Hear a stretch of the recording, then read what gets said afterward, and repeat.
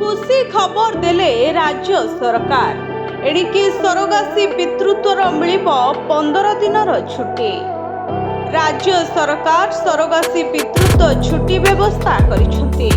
एने अर्थ विभाग पक्षरु सूचना जारी होईछि। पुरुष सरकारी कर्मचारी को 15 दिनर पितृत्व छुट्टी मिलिब। संतान जन्मर 6 मास मध्यरे 15 दिन पितृत्व छुट्टी नहीं पारिबे। सरोगेट माँ भी सरकारी कर्मचारी होइथिले सुविधा पाइबे। दुईटी जीवित संतान थाई सरोगेट माँ हेले 6 मास मातृत्व छुट्टी मिलिब।